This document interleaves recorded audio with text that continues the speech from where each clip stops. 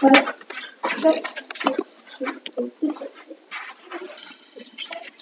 så YouTube? Velkommen til endnu en video. I dag skal vi se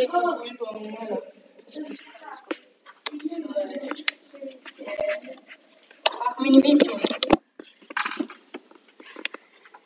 Hvad er den absolut bedste koldskål? Det her, det er alle koldskål, man kan få i Danmark. Og i dag, der skal vi smage hver en af dem for at finde ud af, hvad er den bedste.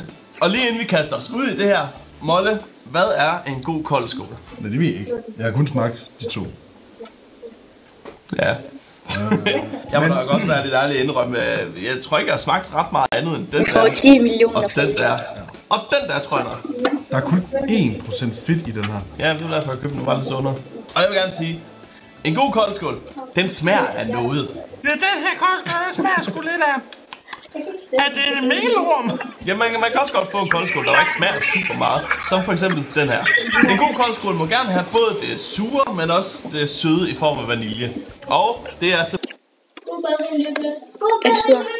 Altså min personlige bedste koldskål, det er nok den der... det snakker vi nok en mormor koldskål, eller den der Arla koldskål med æg og tykmel, men ja, vi skal jo ikke snakke meget om.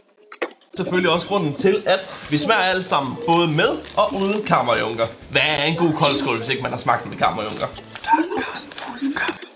Altså, de bedste, jeg kan bedst lide de små klunker. Så de små klunker er jo bedst, men man bestemmer selv, hvad man spiser med. Så lad os bare komme ind i videoen.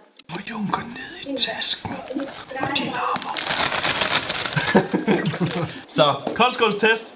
Lad os komme i gang. Okay, vi starter med Ingvang Øko Dansk Koldskål med citron og vanilje.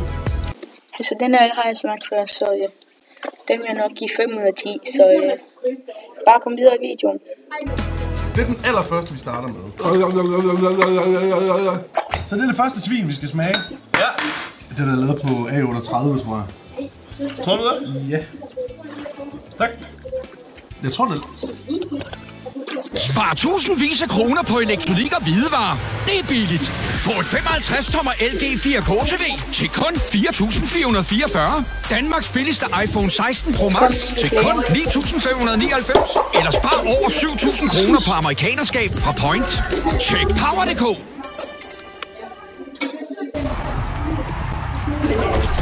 Undskyld reklamen, men I skriver bare, hvis I godt vil have den. I skriver bare, hvis I godt vil have en par 2. Men husk at like og subscribe, ikke? Så ses bare næste gang, ikke?